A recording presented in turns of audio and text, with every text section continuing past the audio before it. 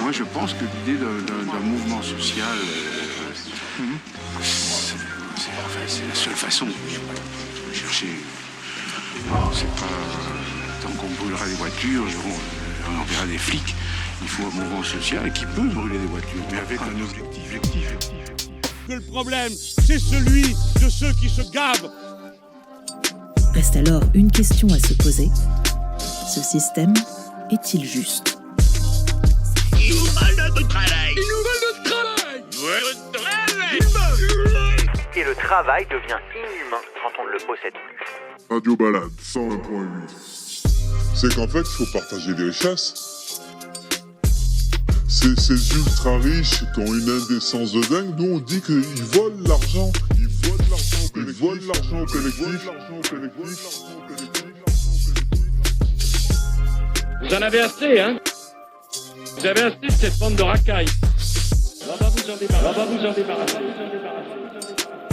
On va vous en débarrasser. Et bienvenue à tous, vous êtes sur Radio Balade 101.8. On est ensemble pour une émission qui s'appelle On va vous en débarrasser. C'est le premier épisode, on va se régaler ensemble. L'idée c'est de parler de ces racailles qui nous empêchent de vivre, de parler de ces gens qui vous pompent votre temps de vie, qui vous pompent tout votre pognon, qui vous pompent toute votre énergie.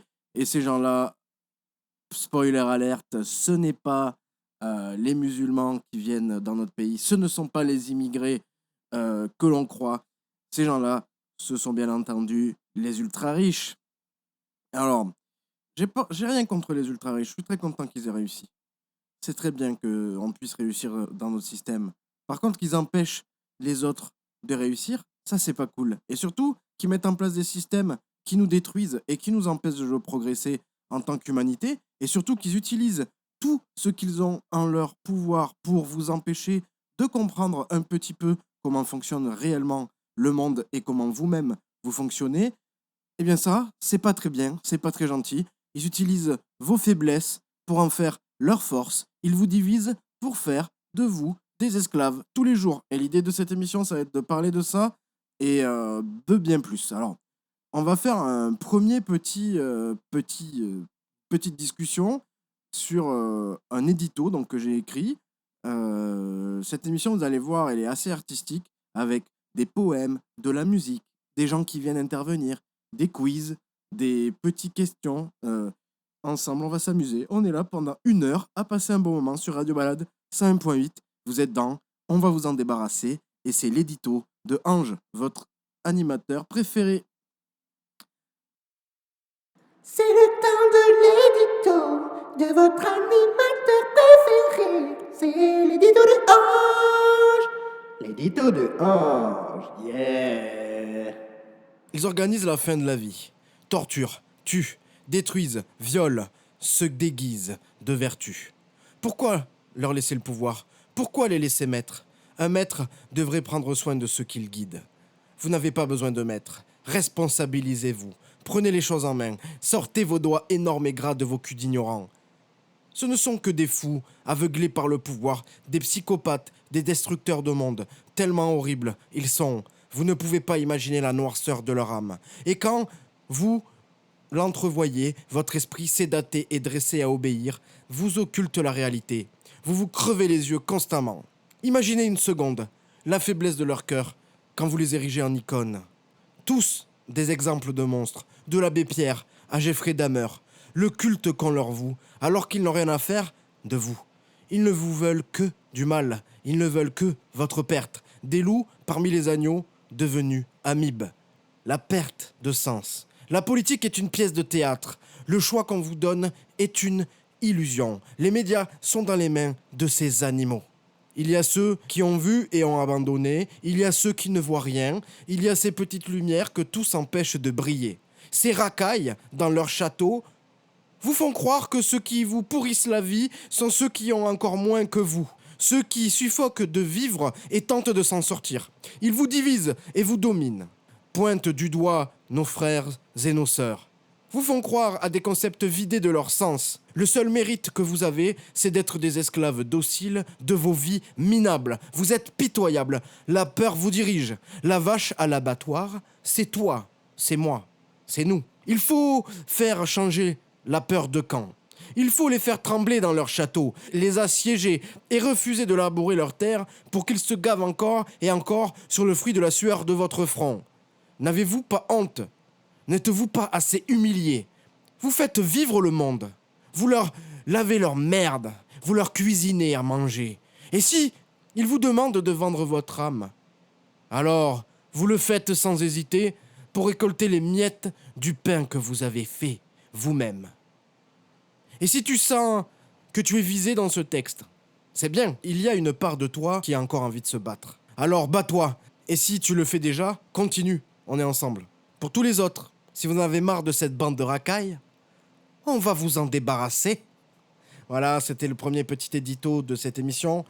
Donc, plein de thèmes sont évoqués dans ce texte. J'espère que vous aurez l'occasion de rebondir dessus. N'hésitez pas, vous pouvez contacter la radio, Radio Balade, radiobalade.net. Vous pouvez me contacter à moi aussi, Ange Crespo. Je suis disponible sur les réseaux, sur Instagram, sur LinkedIn, sur Internet. Vous pouvez m'envoyer un mail à ange.crespo@hotmail.fr si vous voulez me dire que je dis n'importe quoi, vous avez le droit. Et si vous voulez me dire que vous êtes tout à fait d'accord avec ce que je dis ou qu'il y a des nuances à apporter, n'hésitez pas, vous êtes les bienvenus. Et cette émission, c'est une libre antenne.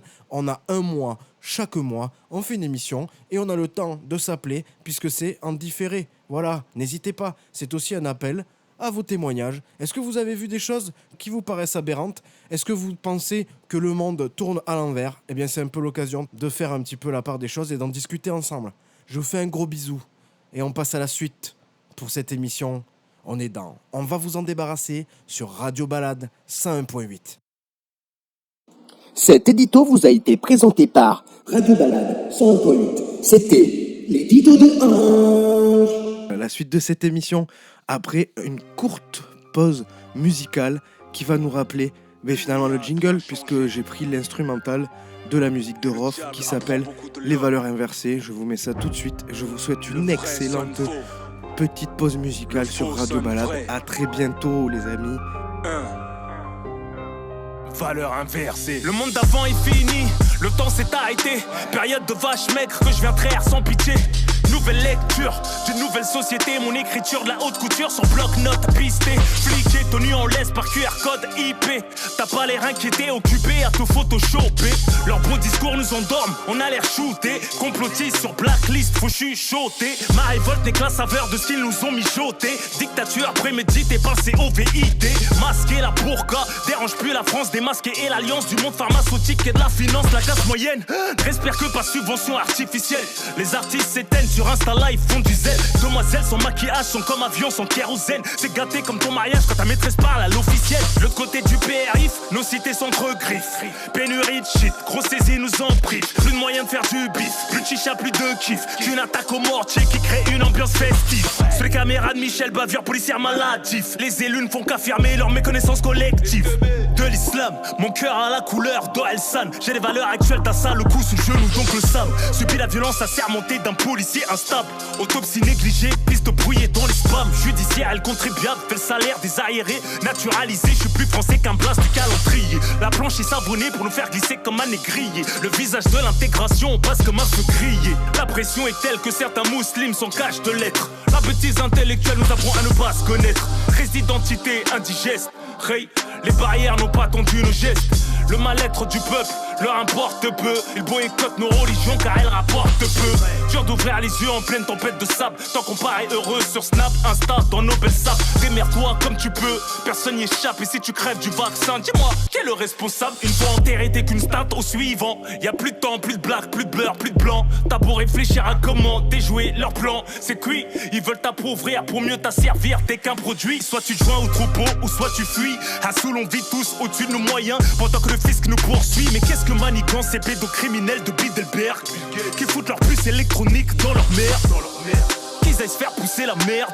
dans leur rite satanique rempli de milliardaires. La liberté est de pouvoir disposer de son corps. L'État veut devancer notre sort, empoisonner nos anticorps. Ma raison n'est pas une cellule morte. Macron aime le peuple autant qu'un footeux aime une escorte. Je vous réveille aux électrodes, insensible au danger. Le mouton craint que le loup, mais finit dans le ventre du berger. Nos plaisirs limités, ils veulent nous surveiller jusqu'au sang. Contrôler nos émotions, afin de nous rendre obéissants. Les gens cherchent plus la vérité, de peur d'être jetés. Cultivons l'absurdité sur les réseaux pour se faire liker. Qui est le concept de l'émission au départ, je vous explique, on va vous en débarrasser.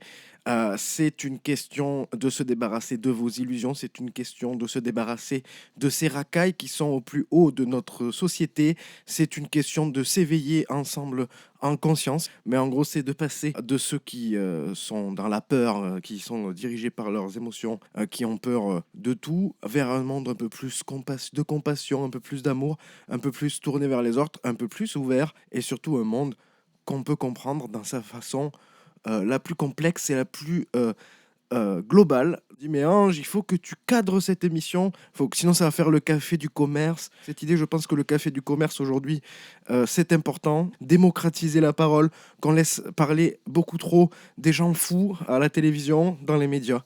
Et on a besoin ensemble de se reconnecter, et cette émission, c'est un peu l'occasion. Vous êtes tous les bienvenus à venir discuter.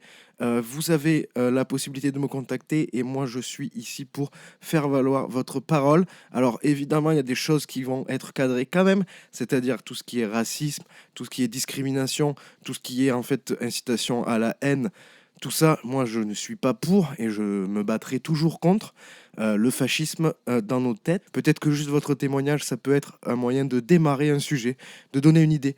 Et c'est un peu l'idée, c'est un peu le truc. Alors je sais que dans l'Aude, là où on nous écoute le plus sur Radio Balade, eh bien c'est pas forcément le lieu où il y a le plus de problèmes dans le monde, vu qu'il se passe pas grand-chose. Mais il y a de la corruption, il y a des gens qui foutent n'importe quoi, il y a des gens qui ont du capital et qui payent les gens au SMIC alors qu'ils se gavent tous les jours, et vous les connaissez. J'ai rien contre eux, c'est bien, sauf que on peut essayer de construire une société différente, et je suis sûr que tout le monde y gagnera, puisqu'en fait, il faut comprendre que dans cette petite région où il n'y a pas beaucoup de sous, eh bien, si on redistribue un peu plus les richesses, eh bien, il y aurait peut-être un peu plus de dynamisme, il y aurait peut-être un peu plus de choses qui se mettraient en place, il y aurait peut-être les artistes qui arrêteraient de faire la manche tous les jours et qui pourraient se développer. Bien sûr, on est tous ensemble unis, et que tous ensemble, on n'hésite pas. Au début, je voulais faire une émission contre le capitalisme, et en fait, je me rends compte que c'est beaucoup plus profond que ça. Alors bien sûr, on va beaucoup parler des systèmes économiques, des systèmes médiatiques, des systèmes politiques, mais on va aussi parler surtout de comment ils sont intriqués et de comment tout ça fonctionne. Alors je suis pas un expert, et j'espère qu'il y aura des experts qui vont m'écouter et qui auront envie de venir discuter avec moi pour que je puisse leur donner la parole. Mais j'ai l'impression que la plupart du temps, les experts, eh bien, ils sont pas là. J'ai l'impression que la plupart du temps, les experts, ils se cachent. Je pense que c'est plus complexe que ça, c'est-à-dire que c'est impossible de connaître quelqu'un qui peut tout interconnecter et tout comprendre. Donc cette émission, évidemment, elle va aller explorer des choses, elle va faire des hypothèses, on va aller vagabonder, et justement, j'ai la chance aujourd'hui d'être avec Heidi. C'est l'interview.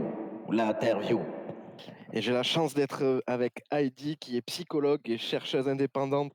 Alors, en psychologie interculturelle, ça, je me trompe pas, Heidi? Oui, c'est ça, et plus précisément en psychologie du contact culturel. Ok. Et du coup, on a la chance de vous avoir sur Radio Balade 5.8 avec l'émission On va vous en débarrasser. Merci beaucoup de nous accorder votre temps. Donc, vous m'aviez dit que vous faisiez une recherche sur justement les gens qui sont psychopathes, si j'ai bien compris. Alors, on peut dire ça, on va dire que c'est indirectement le cas. Ça dépend comment on l'aborde. Ok. Et du coup, c'est quoi la recherche que vous faites en ce moment?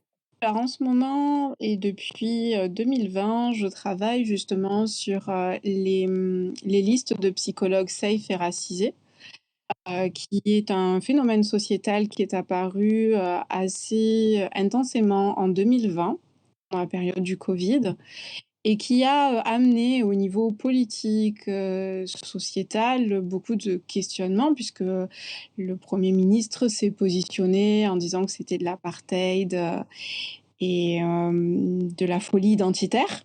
Donc ça peut être comme perçu comme, de la psychopathie, au départ, alors que, comme vous l'indiquez dans votre, jingle, au départ, c'est bien plus profond que ça. On a écouté ensemble, le début de l'émission. Qu'est-ce que ça a évoqué, chez vous comme thème ou Bien, vous l'évoquiez dans la première partie que moi, effectivement, j'aurais des nuances à apporter, mais il y a une grande part de vérité dans ce que vous dites et ça, je pense que c'est important de le reconnaître. Merci beaucoup. Merci, merci, merci. Et moi quand j'ai écrit ce texte, personnellement, c'était, donc dans l'édito, c'était l'idée en fait vraiment d'essayer de se poser la question de pourquoi, on accepte de placer à des postes de pouvoir, à des postes de responsabilité, des gens qui, finalement, ne veulent pas notre bien. C'est quelque chose que j'ai pas la réponse et peut-être que la psychologie a des brides de réponses, déjà c'est quoi quelqu'un qui est psychopathe, comment on le définit en termes de psychologie? J'imagine il y a différents traits qui sont spécifiques. Hem, ça vous les connaissez j'imagine, évidemment? Alors, en fait, la difficulté, c'est que la psychologie, vous avez plusieurs branches. Et là, quand on va parler de psychopathie, c'est un fonctionnement à l'égard de l'autre, de l'altérité. Et en fonction du courant de pensée dans lequel on va s'inscrire dans la psychologie, on va plutôt parler de psychopathologie ou alors d'une psychologie qui est plutôt orientée vers la psychiatrie, on va plutôt utiliser ces termes. Ma position par rapport à ce qu'on va appeler la psychopathie, ne s'ancre pas dans ces 2 courants que je vous ai cités, qui sont les plus communs. Moi, je vais plutôt voir les choses d'un point de vue systémique, d'un point de vue global et surtout d'un point de vue, d'une boucle où finalement, c'est un concept en anthropologie qu'on appelle la culture et donc, moi, dans ma recherche ou dans ma pratique en psychologie au quotidien, je vois la culture sous 4 prismes. Donc la culture générationnelle, culture organisationnelle et institutionnelle, donc du politique. Ensuite, la culture ethnique des pays et la culture de rapport de genre. Donc je conçois et j'analyse le monde sous ces 4 prismes et la psychopathie ou le psychopathe, bah, je vais vous en parler à partir du prisme de la psychologie organisationnelle et institutionnelle. D'accord.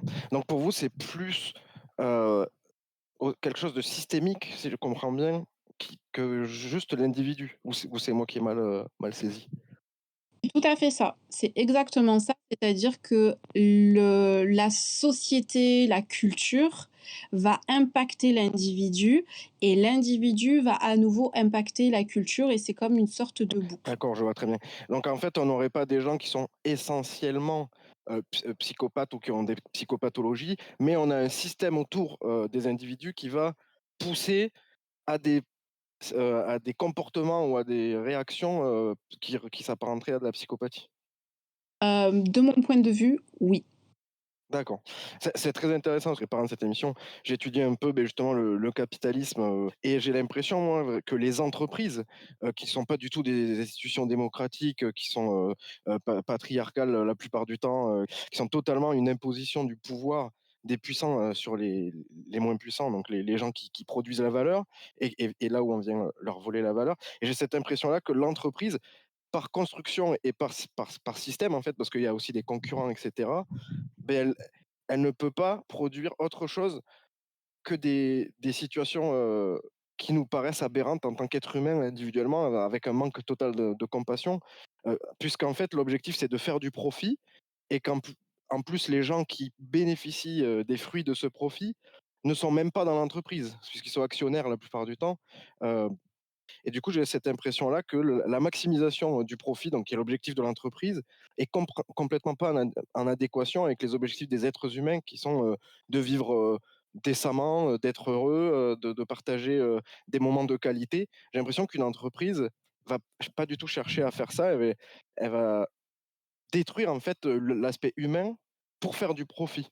Et donc, j'ai très peu lu Karl Marx. Je ne sais pas si vous avez lu, Karl Marx. Moi, j'ai lu juste, le Wiki Rouge. Je ne sais pas si vous connaissez? J'ai eu quelque chose, quelques petits trucs sur le Wiki Rouge, et en gros, ça parlait vraiment de ça, en fait, avec le paradoxe, de la baisse tendancielle du taux de profit. Plus on a de capital qu'on investit dans une entreprise, plus il faut de capital et pour pouvoir faire, de la plus-value. Et donc, en gros, on a une espèce de rapport entre la survaleur divisée par le capital variable et le capital constant. Le capital variable, c'est le travail, donc c'est les gens. Et en fait, on peut que pressuriser, puisque le capital constant augmente, puisqu'on achète des nouvelles machines, on achète plein de choses. On va pressuriser les travailleurs pour arriver à un objectif de fonctionner de la plus-value. Donc, c'est très flou. Je pense que vous avez plus des idées sur ça. Mais j'ai trouvé ça très intéressant voilà, de se dire le système nous pousse en fait à ne pas être humain, entre guillemets. C'est un peu ça l'idée. Alors, je vous rejoins en tout cas, c'est pour ça que je vous disais, enfin, dans ce que vous évoquez, la réflexion est vraiment très intéressante et forcément, je me positionne par rapport à mon prisme, par rapport à ce que j'ai étudié, par rapport à ma conception des choses. Donc forcément, ce que j'évoque n'est pas une vérité, c'est juste une perception, une analyse que j'ai. Et par rapport à ce que vous m'indiquez, je n'ai pas lu Max Weber, non, pardon, Karl Marx, pardon. Par contre, j'ai étudié la psychologie du travail et donc notamment la question de la culture d'entreprise. J'ai étudié aussi tout ce qui va être de l'ordre de l'historique depuis la révolution industrielle. Et la difficulté, c'est que de mon analyse, notre monde est binaire est tout le temps divisé dans le monde occidental. Et donc, vous allez avoir d'un côté le communisme et d'un autre côté le capitalisme. Et aujourd'hui, de mon point de vue, cette binarité, cette polarisation, c'est un piège parce qu'en fait, ça nous amène toujours à des extrêmes. Et tout le travail, selon moi, est d'arriver à une question de juste milieu. Mais pour ça, il faudrait réfléchir, il serait nécessaire de se poser. Sauf qu'aujourd'hui, notre société mondialisée ne le permet plus. En tout cas, ce ne sont pas les choix qui sont faits. Et le problème pour moi, c'est que dans tout ce que vous dites, il y a cette réalité concrète dans ce que vous évoquez, il y a vraiment des comportements, il y a des faits. Et en même temps, de mon analyse, et c'est pour ça aussi qu'aujourd'hui nous échangeons pour croisonner nos regards, c'est qu'il y a un back-office. Derrière, il se trame énormément de choses d'un point de vue psychologique, sociologique, inconscient, avec des lois, entre guillemets, qui sont ultra puissantes au niveau aussi biologique.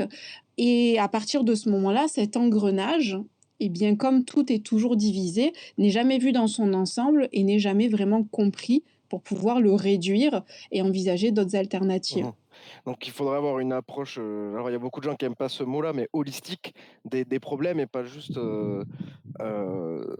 se focaliser sur un seul système et voir un peu les intrications qu'il y a dans tous les systèmes et comment ça fonctionne. Et forcément, je vous parle d'un point de vue, alors j'explique rapidement mon parcours pour que vous puissiez savoir d'où je parle. C'est-à-dire que j'ai travaillé d'abord j'ai eu un BTS en management des unités commerciales, donc j'étais très attirée par le monde des entreprises et puis ensuite j'ai pu expérimenter le monde des entreprises en France et à l'étranger, dans divers secteurs, pour ensuite reprendre mes études en psychologie, dans l'idée de la psychologie du travail d'abord, pour comprendre la violence qu'il y avait dans les entreprises. Et puis, je suis tombée sur la psychologie interculturelle. J'ai donc fait mon master à l'université de Toulouse avec cette spécialité du contact culturel. Et puis ensuite, j'ai fait 3 ans de recherche sur la question de la discrimination et qui est pour moi une sorte de pouvoir des professionnels de santé à l'égard des patients et qui ne me semble pas idéal. Et donc, c'est pour ça qu'aujourd'hui, je suis arrivée à la conviction, et ce n'est qu'une proposition, que seule une approche globale va permettre une compréhension à différents niveaux. Parce que l'être humain n'est pas que social, l'être humain n'est pas que psychologique individuel, il n'est pas que biologique. Et c'est toute cette complexité-là qui amène justement au fait qu'on ait des choses qui soient complètement incohérentes et déstructurantes et déshumanisantes, selon moi. Et donc, selon vous, la solution, ça serait quoi, du coup, pour éviter de créer ces systèmes-là Alors, la difficulté, c'est déjà la prise de conscience. C'est ce que vous évoquez là dans votre propos, c'est qu'il y a un dysfonctionnement qui est profond, sauf que moi, de ce que j'observe, beaucoup de gens le nient.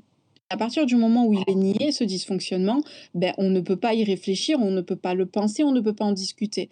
Et c'est déjà pour moi le plus gros travail, c'est cette question de prise de conscience et de sensibilisation sur le fait que notre société aujourd'hui, avec les normes et les codes qui nous sont proposés, est inhumaine. Mmh. On est d'accord sur le constat. Oui, tout à fait, mais si vous voulez, quand je dis inhumaine, c'est inhumaine au sens de ce dont l'être humain a besoin, alors que ça soit, l'approche, des besoins de la pyramide de Maslow ou que ça soit l'approche des besoins du développement humain. Aujourd'hui, je suis en mesure de vous indiquer, par rapport à plusieurs théories, en quoi cette société est inhumaine. On le voit avec le burn-out, on le voit avec le bore-out, on le voit à partir de plein de phénomènes contemporains qui amènent à dire que, je le dis en plaisantant des fois, mais je suis dans la préservation de l'espèce humaine. Et oui, parce que vous faites aussi, du travail sur le terrain, vous avez des patients et vous les accompagnez, dans un Tout à fait. dans un parcours, alors psychologique. Ça c'est intéressant ce que vous dites.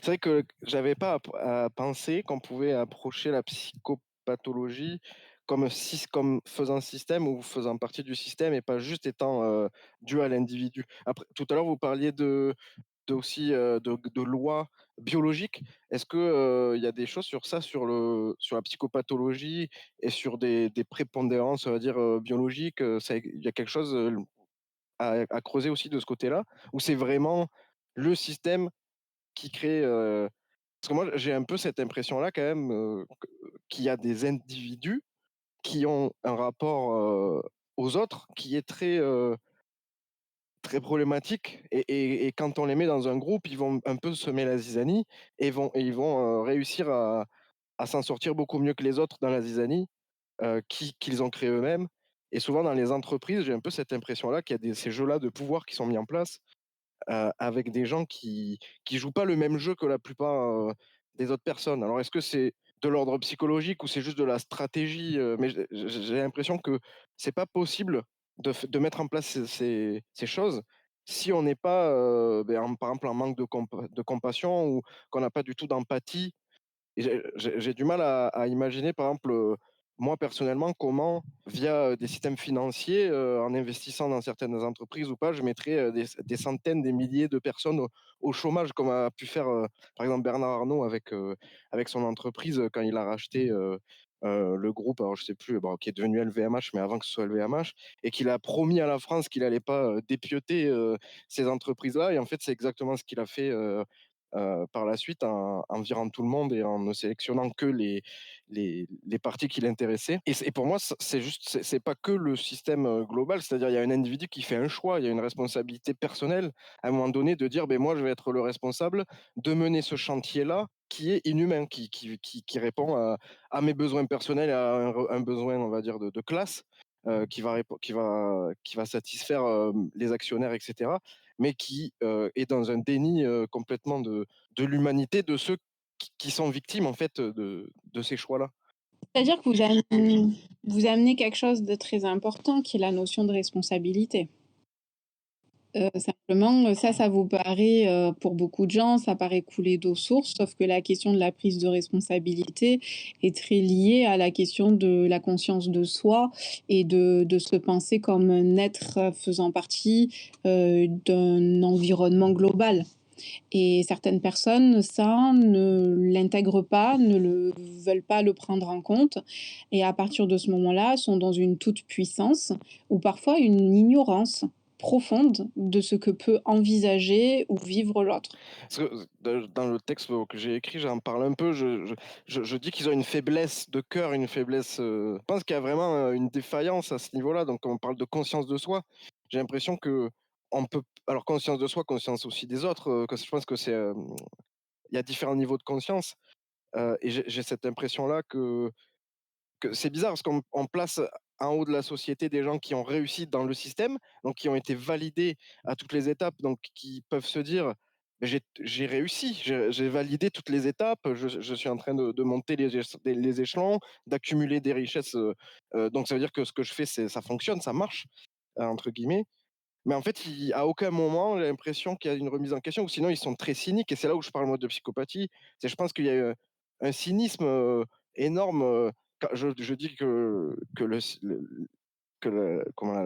le monde politique, c'est une pièce de théâtre.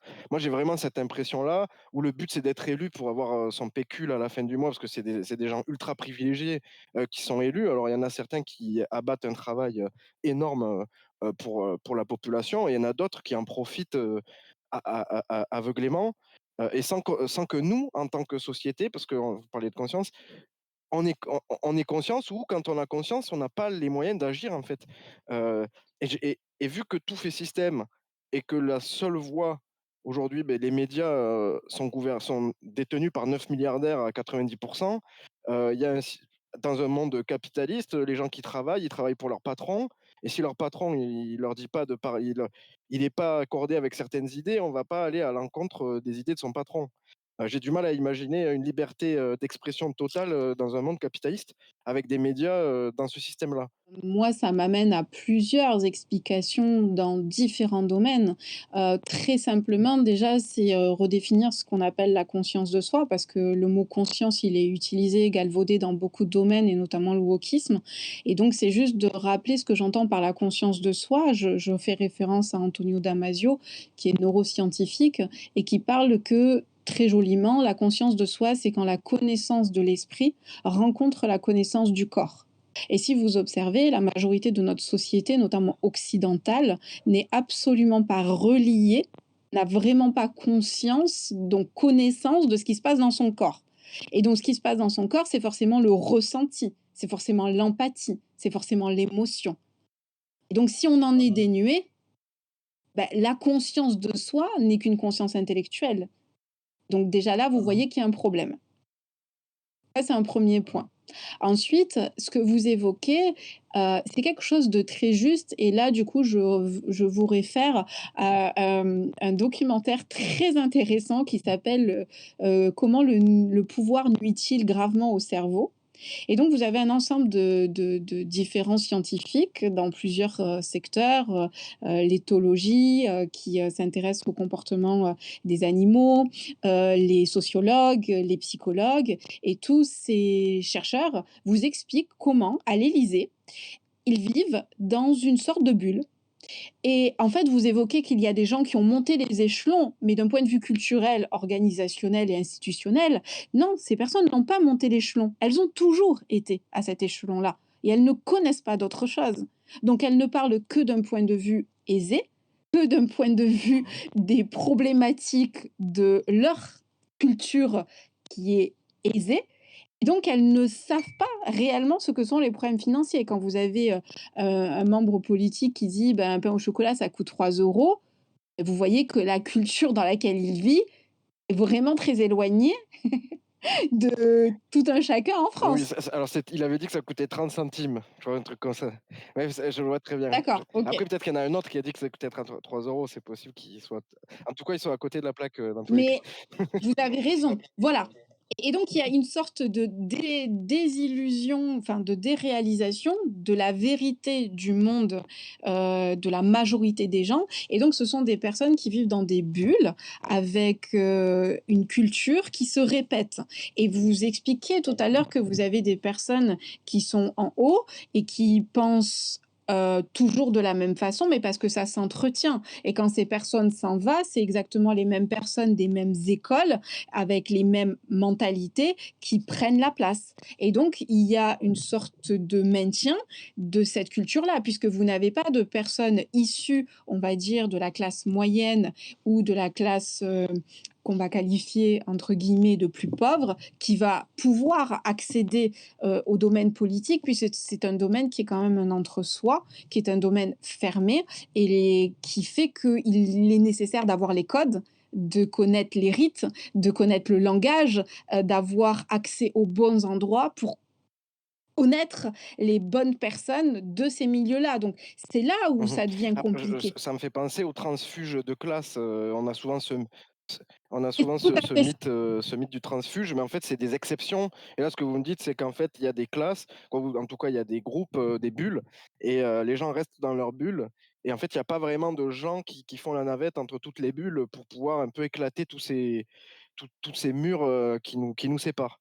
Et est-ce que est-ce que la bulle, Tout à fait. les sphères, on va dire, de pouvoir n'ont pas intérêt justement à ce que ça se maintienne comme vous dites, que ça j'ai l'impression moi que c'est ça aussi, c'est que, il y a vraiment un intérêt de classe ou un intérêt de groupe, social de maintenir, ce système-là et c'est là où moi ça m'étonne dans le sens où, on a quand même une masse qui est beaucoup plus importante, à la base, de ce système qui produit, je parle de les gens qui font le pain, les gens qui nettoient leurs déchets, et cetera. Tous ces gens-là, qui font fonctionner le système parce que sans eux en fait, il y a plus rien qui fonctionne. On l'a bien vu pendant le covid, les gens qui faisaient les travaux, essentiels, qui ont continué à travailler pendant que les autres, non.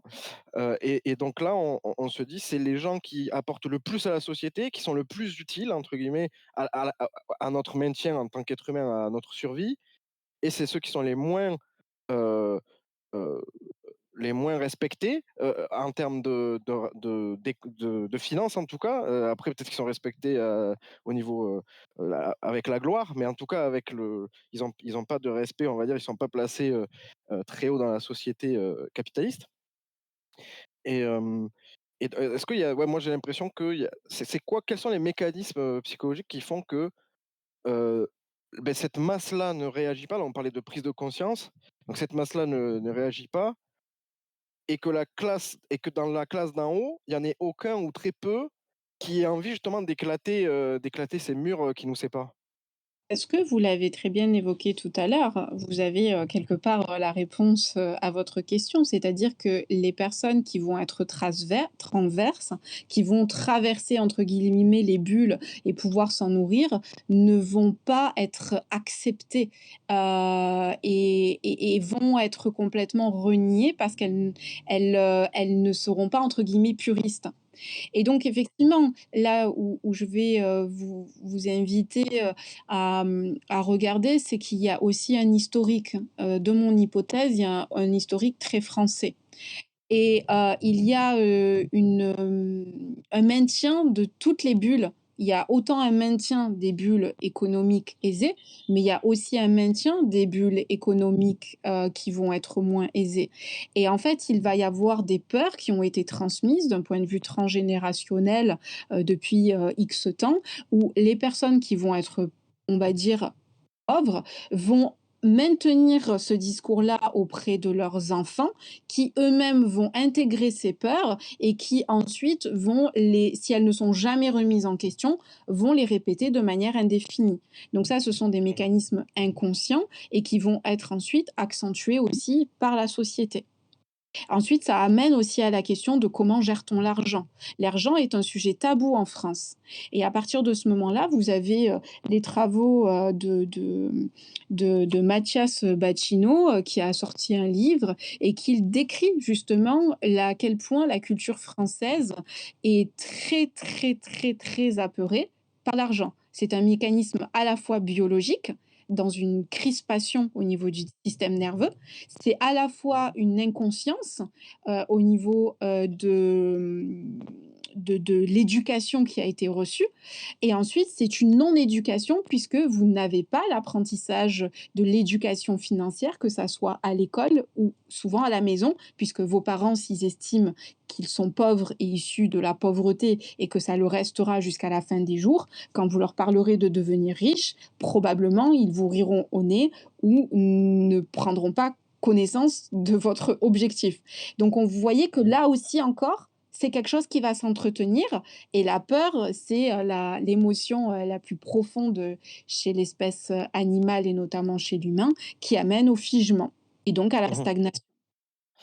D'accord, je comprends. Parce que j'ai cette impression-là, donc il y a les classes qui sont pauvres, qui ont peur, et qui vivent dans la peur et donc qui sont dans une course effrénée, à gagner leur pain juste pour payer le loyer, manger, avoir un tout petit peu de loisirs, quelques vacances, et sans avoir le temps de remettre en question, quoi que ce soit puisqu'ils sont dans cette course effrénée. J'ai aussi cette impression qu'il y a des classes moyennes ou des classes qui commencent un peu à devenir riches, qui eux aussi exercent de l'oppression dans le sens où ils ont quelque chose à perdre, ils ont commencé à gagner un petit peu.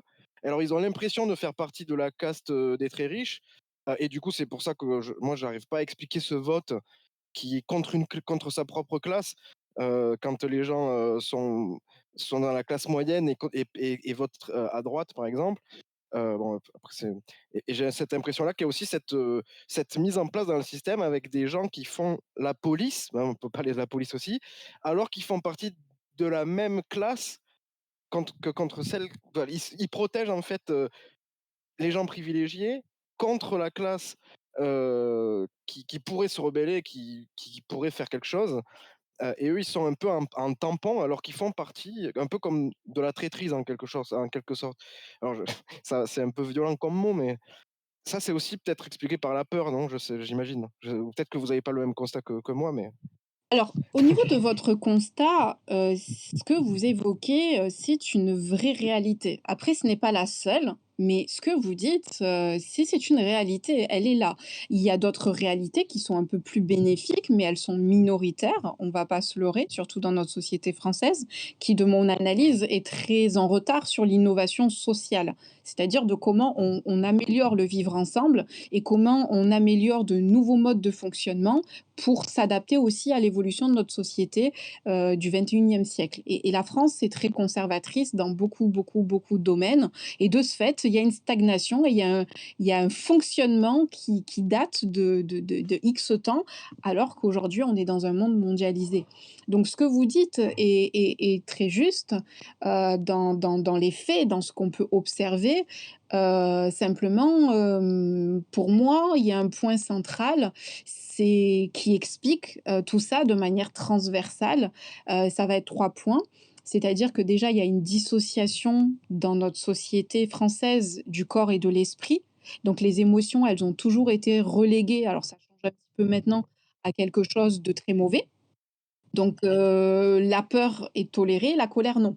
La peur, souvent, elle n'est même pas conscientisée. Donc les gens sont dans un état de peur, mais ne le savent même pas, parce qu'ils sont déconnectés de leur ressenti. Ça, c'est un premier point.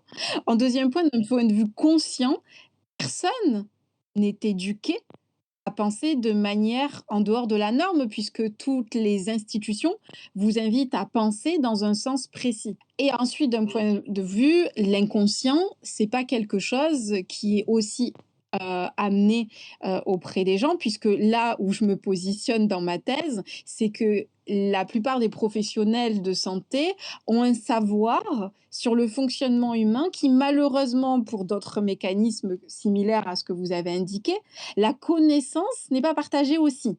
Donc finalement, pour moi, tout ce que vous évoquez, je le relie à une problématique fondamentale, c'est que en fait, les humains sont ignorants de leur propre fonctionnement du point de vue corporel, du point de vue psychologique et du point de vue inconscient. Et à partir de ce moment-là, ça vous donne des sociétés et des personnes individuelles inconscientes, et donc ça donne tout et n'importe quoi. Et du coup, le travail que chacun devrait faire pour avancer dans une évolution, ce serait de mieux se comprendre, de mieux se connaître. Déjà, ça serait un peu un départ, et aussi à ceux qui connaissent et qui savent expliquer, à partager ces savoirs. C'est tout à fait ça. Pour moi, vous voyez, si chaque personne, comme vous l'indiquez, si on reprend votre analogie des bulles, si chaque personne de ces bulles-là était initiée à quelque chose d'alternatif, elle pourrait propager ça, en tout cas mettre à disposition d'eux. Alors je vous dis tout ça, mais derrière en même temps, j'ai d'autres choses qui je sais font obstacle, mais que je ne peux pas vous expliquer là. Mais du coup, pour moi, ça serait déjà une première pierre que de pouvoir transmettre, que de pouvoir donner comme information, et c'est ce qu'ont fait d'ailleurs les psychologues et beaucoup de personnes dans le domaine du coaching sur la question des émotions. Aujourd'hui, c'est quelque chose qui se démocratise. Ça, on l'a vu depuis le Covid. La question de la santé mentale ou de la santé globale, c'est quelque chose qui commence aujourd'hui et on remercie les réseaux sociaux, etc. Et donc, pour moi, c'est déjà s'interroger en tant qu'être humain, de savoir quelle place on veut avoir dans ce monde, qu'est-ce qu'on a envie de faire. Et alors, bien sûr, le travail sera pas simple. C'est un long travail parce que c'est une question de culture. Donc, la culture est quelque chose de très rigide et qui peut mettre du temps à se modifier en fonction des outils qu'on utilise. Et donc, pour moi, le premier travail, c'est déjà savoir qui, on va dire, on on est, qui on a envie d'être et comment on veut contribuer au monde. Mais cette contribution au monde, elle peut pas se faire du jour où on s'est levé un matin et on se dit tiens, je vais contribuer au monde. Il y a tout un process. Généralement, c'est la souffrance qui amène à ce process-là, paradoxalement. D'accord. Ça pourrait être autre chose que la souffrance ou c'est un rite initiatique qu'il faut passer par la souffrance pour trouver une vocation, entre guillemets, ou pas une vocation, mais la vocation de se découvrir soi-même? Alors, il y a d'autres possibilités. Vous voyez, là, je me réfère à une citation que je trouve immensément dure et terrible, mais que je trouve très juste parce que je le vois tous les jours. C'est ce que l'homme ne veut pas apprendre par la sagesse, il l'apprendra par la souffrance. Et quand vous regardez l'histoire, il y a beaucoup de choses qui ont été vécues, qui ont généré de la souffrance, et pourtant on y est encore. Moi, la question de la discrimination, c'est quelque chose qui m'interpelle profondément. On a vu les dégâts que ça a causé dans notre histoire. Et aujourd'hui, ça se répète encore sous une autre forme. Parce qu'apparemment, on n'a toujours pas compris. On n'a pas compris parce que pour comprendre, il faudrait déjà avoir l'humilité de reconnaître qu'on fait des erreurs. Je suis d'accord. Je suis d'accord. Je pense que, surtout dans la société française, l'erreur est pas très acceptée, alors que c'est par l'erreur qu'on apprend et aujourd'hui, on n'accepte pas. On n'accepte pas qu'on fait des erreurs et personne, ne veut accepter que la discrimination est peut-être, ancrée en nous, même sans le vouloir. On a des mécanismes, psychologiques, des fois, qu'il faut remettre en question, puisqu'en fait, les gens, quoi, pas essentiellement, mais en tout cas, de par la culture, ont tendance à avoir des réflexes, de discrimination, de classe, de race, de genre. Hem, Oui, juste pour info, la race, d'un point de vue scientifique, n'existe pas. Donc on parle plutôt d'espèces. Mais ce qui est intéressant dans ce que vous dites, c'est que en fonction de là où on va se positionner sur le globe, on va pas forcément avoir des degrés de discrimination aussi élevés.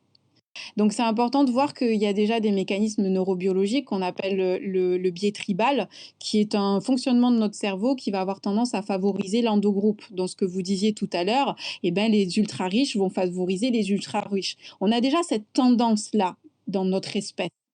C'est une tendance de survie. Et c'est OK. Par contre, là où on arrive à la question de la conscience de soi, c'est que la conscience, c'est une capacité spécifique, en tout cas aujourd'hui, qui est très propre à l'être humain, d'avoir un mécanisme qu'on appelle la métacognition, de savoir nous-mêmes comment l'on pense et de se voir nous-mêmes pour pouvoir s'autoréguler Mmh mh. dans nos agissements. Mmh. Mais c'est d'abord à l'écoute de soi qu'on peut faire la correction. Pour moi, oui, mais sauf que le problème, c'est que la plupart des gens ne connaissent pas comment fonctionne le cerveau, ne connaissent pas comment fonctionnent les lois de l'inconscient et à partir de ce moment-là, même les gens qui veulent essayer, eh ben, ils n'y arrivent pas ou ils essayent avec apprentissage par essai-erreur, c'est très coûteux, c'est douloureux et ils se disent finalement à quoi bon? Donc et c'est là où on y arrive. Pour moi, les professionnels de santé ont un rôle à jouer pour amener les personnes aussi à mieux comprendre comment fonctionne l'humain et tout ça. Parce que vous avez de plus en plus de personnes malades en France qui prennent des comprimés. Ça, c'est la modalité actuelle. Sauf que les comprimés, ils ont un impact. Et vous voyez, il y a tout cet engrenage-là. Donc, c'est quelque chose qui est imbibé dans toutes les parts de notre société. Ce que vous évoquez là. Donc, vous lancez un appel à la prise de réalité qui me semble essentielle et en même temps, ben, les gens n'ont pas forcément non plus les outils. D'accord. Mais ça peut être intéressant du coup d'essayer de démocratiser ces outils et alors comment on peut accéder, à avoir ces outils? Pour les auditeurs là qui nous écoutent, où est-ce qu'ils doivent se rendre? Alors déjà, vous avez, tout un pan sur, moi ce que j'invite déjà à faire, c'est la question des émotions.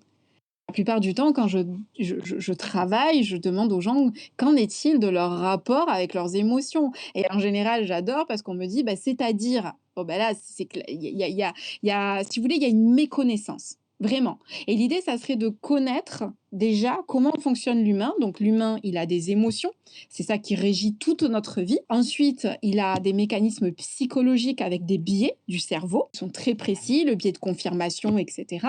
Ensuite, on va avoir un mécanisme de survie qui fait que on veut pas reconnaître nos erreurs parce qu'on a peur du jugement, etc. Donc là, il s'agit de développer une humilité, développer une conscience de l'humain, que l'être humain est un être fragile en soi. Et en même temps, de reconnaître qu'en fait, on est des êtres ultra sociaux et qu'on est interdépendants de notre environnement. Déjà, là, j'ai posé plein de concepts dans lesquels les gens, ils peuvent déjà taper sur Internet, se référer à un psychologue, aller faire des recherches sur les réseaux sociaux, de comment j'apprends à mieux connaître mes émotions, de comment je peux mieux vivre avec les autres, comment je peux développer mon empathie, quel est mon rapport à l'argent ici. Est-ce que je suis bien dans mon travail? Si je suis pas bien, qu'est-ce qu'il en est? De développer une sorte d'éthique aussi personnelle.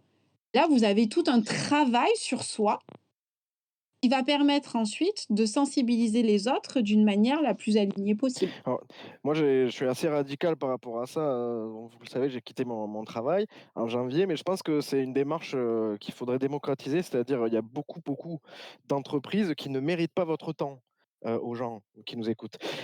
Donc, je pense que c'est une démarche, quand c'est possible, évidemment, parce qu'il y a des contraintes matérielles, mais en fait, c'est la peur qui nous pousse à ne pas mais je pense qu'il faudrait se retirer, de beaucoup d'entreprises qui font du mal, à la planète, qui font du mal aux humains et en fait, même si on pense qu'on peut changer, ces choses-là de l'intérieur, moi je pense que c'est un combat contre des moulins, et qu'il faut se désolidariser de ces systèmes-là. Je sais pas ce que vous en pensez, vous? Je vous rejoins dans le sens où, pour moi, il est essentiel de créer ce que j'appelle des îlots de sécurité. C'est-à-dire qu'à un moment donné, vous avez des environnements qui sont maltraitants, qui sont insécurisants et il est essentiel, de se préserver en tant qu'individu pour pouvoir, aller dans des endroits où on va être épanoui et à partir du moment où on est épanoui, on va pouvoir générer d'autres choses et aussi partager cette expérience, comme vous le faites aujourd'hui, d'inviter les personnes à se re-questionner. Parce que souvent, on reste dans un travail par de la peur, mais surtout, honnêtement, Ange, moi, quand j'observe, tout est une question du rapport à l'argent. D'accord. Et ça, pour moi, c'est un gros tabou en France. Personne ne se questionne sur son rapport à l'argent, sur ce qu'est l'argent et à quel point et à quel prix on est prêt à faire des choses quitte à sacrifier sa vie pour de l'argent. Donc moi, j'invite vraiment à se re-questionner, surtout dans le monde des entreprises dans lequel on vit, à re-questionner ça parce qu'effectivement, s'il y a de moins en moins de gens qui vont dans ces entreprises-là, elles n'ont plus de salariés, elles meurent. On est d'accord. Ce sont des entités. Donc à partir de ce moment-là, oui, il y a un vrai mouvement à réaliser. Le mouvement ne peut pas se faire d'en haut. J'en suis convaincue, j'étais dans le monde de la science et j'ai bien vu que ce sont des cultures qui sont très rigides et qui sont résistantes au changement. Et pour moi, le mouvement ne peut se faire que par des personnes individuelles qui vont ensuite créer des collectifs et ces collectifs vont créer des îlots de sécurité, potentiellement. Je j'ai un ami, on parlait du marxisme ensemble justement et il me disait, ce qui est intéressant, c'est, de créer donc des écoles en fait, des écoles, pour que les gens se forment, en dehors de leur temps, de travail et cetera, voire, quittent leur travail. Mais l'idée de vraiment se former puisqu'il y a vraiment toute une idéologie à reconstruire. Alors pas forcément, côté marxiste, mais en tout cas, je pense qu'il y a une nouvelle culture, à développer. Il faut qu'on se déconstruise quoi, c'est le terme de la déconstruction, pour arriver à être cette nouvelle version et à véhiculer ce nouveau monde, qui pourrait être accessible, et voilà, ouais, on est ça m'a évoqué ça, ce que vous me disiez. Parce qu'on arrive bientôt à la fin de l'émission, alors on est un peu allé, est-ce que ça vous a plu cette émission? Oui, complètement. Merci Oui. beaucoup pour votre partage. Je rebondis sur, le fait que oui, pour moi, il y a vraiment cette idée d'éducation. Il y a vraiment cette idée de formation. Ça, je vous rejoins et ça, c'est pour moi l'une des premières démarches et ensuite, je termine sur le fait que vous disiez que les experts, eh ben, on les voit pas. Et en fait, on les voit pas parce que, moi aujourd'hui, je partage avec vous, mais ça m'a demandé une déconstruction de pouvoir, avoir un discours qui soit accessible. Parce que quand vous êtes en expertise, le problème, c'est que vous avez un mode de langage qui est complètement spécifique. Et donc, je me suis formée à la vulgarisation.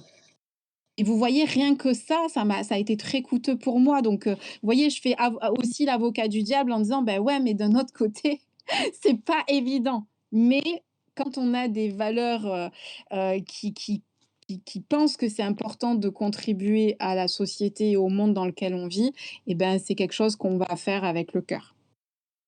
Mmh. Je vois.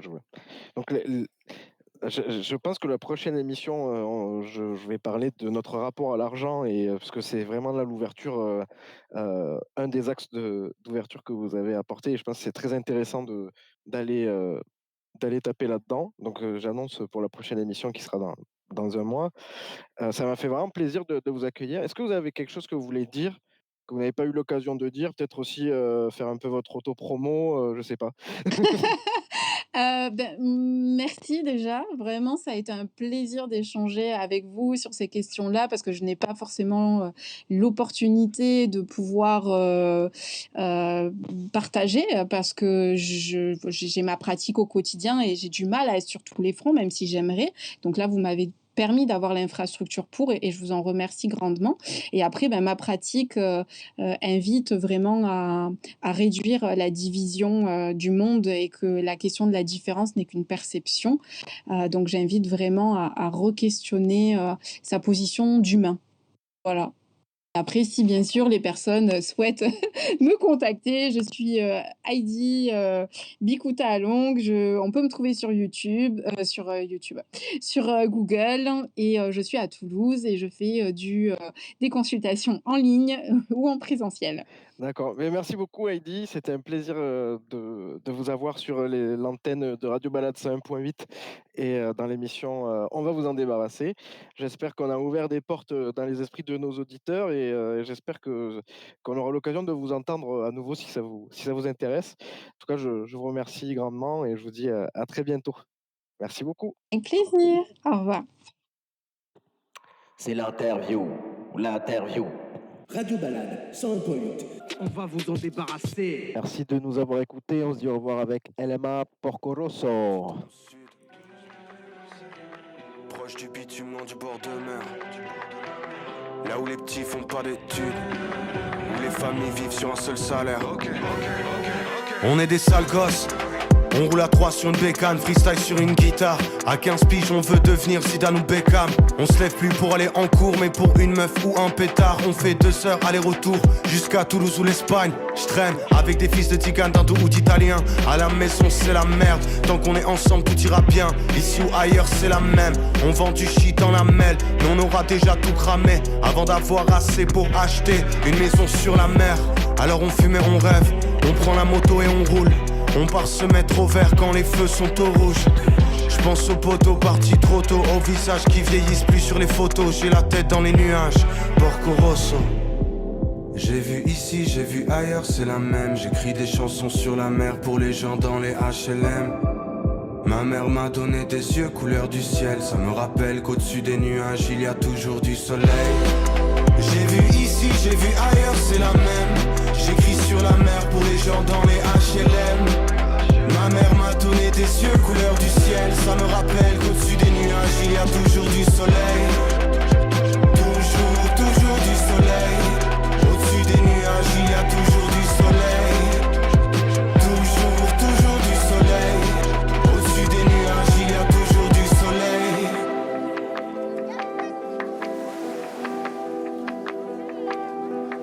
On voyageait sur le papier quand le billet d'avion coûtait trop cher. Tout ce qu'on a fait, on l'a fait nous-mêmes sans l'industrie et ses promesses. Pour être quelqu'un, suffit pas d'un nom sur une affiche, sur une pochette avec les miens. Mon quartier devenait un hôtel, Tous mes proches sont des étoiles qui brillent plus que des stars. Je crois pas au destin, j'écris mon histoire loin des ventes et des stats. Est-ce qu'on va trouver la paix? Je sais pas. Je suis qu'un petit prince sur un caillou qui dérive dans l'espace. J'ai vu ici, j'ai vu ailleurs, c'est la même. J'écris des chansons sur la mer pour les gens dans les HLM. Ma mère m'a donné des yeux couleur du ciel. Ça me rappelle qu'au-dessus des nuages il y a du soleil. J'ai vu ici, j'ai vu ailleurs, c'est la même. J'écris sur la mer pour les gens dans les HLM. Ma La mer m'a donné des yeux couleur du ciel. Ça me rappelle qu'au-dessus des nuages il y a toujours du soleil. Toujours, toujours du soleil. Au-dessus des nuages il y a toujours du soleil. Toujours, toujours du soleil. Au-dessus des nuages il y a toujours du soleil.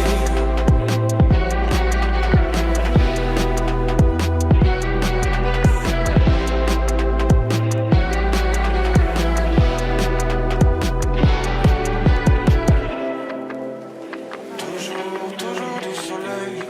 Au-dessus des nuages il y a toujours du soleil. Toujours, toujours du soleil. Au-dessus des nuages il y a toujours du soleil.